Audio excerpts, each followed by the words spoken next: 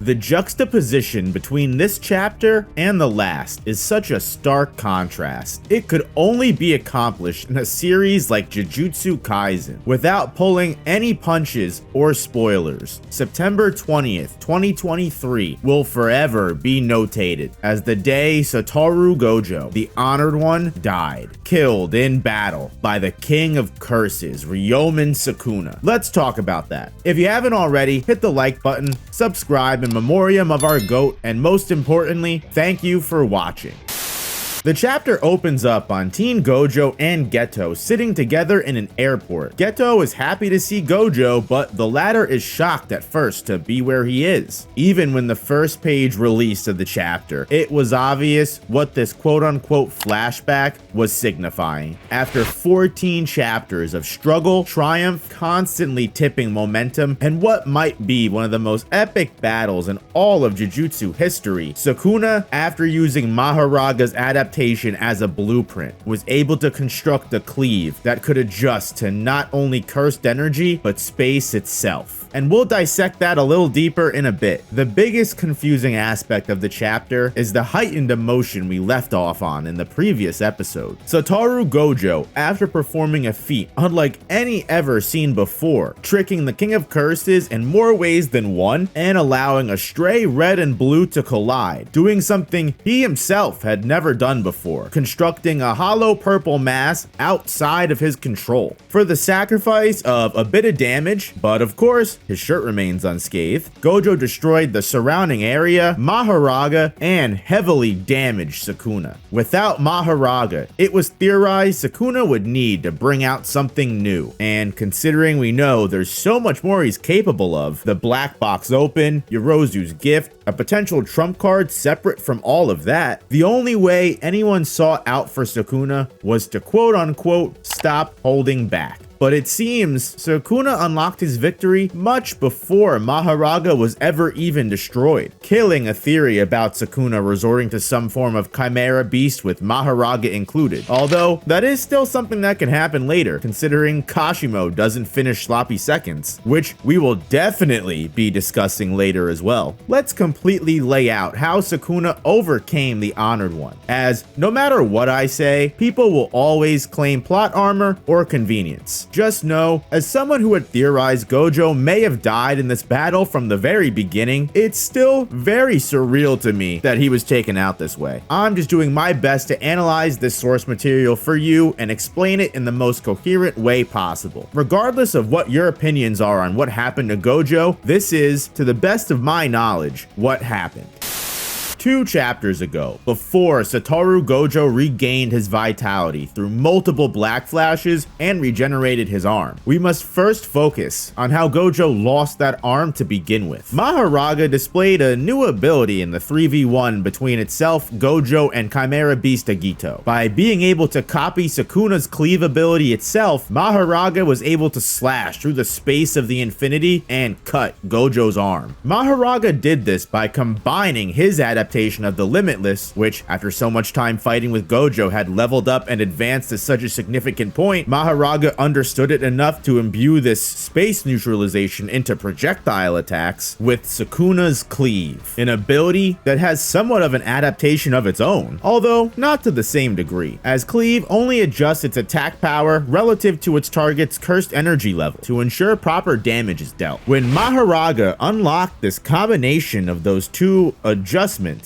this is what allowed cleave to cut Gojo, not the base adaptation Mahoraga had originally that just allowed him to neutralize infinity, which was at the end of the day similar to domain amplification. Sukuna wasn't just pushing Mahoraga to fight harder in battle, but create the technique he needed to gain the full complete edge in the fight. Now with the blueprint to a cleave that has the ability to adjust to space itself, the infinite space between Gojo and Sukuna, even after after sustaining such a large amount of damage, one newly adjusted cleave to Gojo's torso will be sufficiently sharpened to be a kill shot, especially in such a perfect cocky moment of the battle where Gojo was high off his cursed energy and freshly damaged from such a roundabout maneuver. Ass pull or not, when in his flashback, Satoru Gojo himself admits that no matter how hard he tried and wants to pretend, the King of Curses would have always found a way to win this battle. Surprisingly enough, the normally egotistical and cocky Gojo is humble in death, even to Geto's surprise, who was nice enough to see him out in the passage of the afterlife. With the 6 eyes, Gojo's fate had been staring dead at him the entire time, able to completely analyze and understand an opponent's capabilities and full curse technique arsenal. One would assume if anyone could confirm Sukuna was holding back, it would definitely be Gojo. Satoru Gojo even makes a profound statement, almost as if talking directly to the Fraud Kuna audience, that even without the 10 shadows, it's possible Ryomen Sukuna would have eventually learned to adjust his cleave to Satoru Gojo's infinity. Mahoraga was just a quicker way to that eventual end, showing that the King of Curses' understanding of cursed energy, cursed techniques, and all of Jujutsu entirely is beyond even that of the 6 eyes. Again, regardless of how you feel, or even if you disagree with Gege entirely on this outcome, the passage of time moves on. With absolutely no time to mourn their sensei, Okotsu Yuta does his best not to cry as Maki comforts him. The newly crowned, unfortunately a bit early, Big 3 of the newest Jujutsu era must meet the King of Curses and cut open this new generation's path.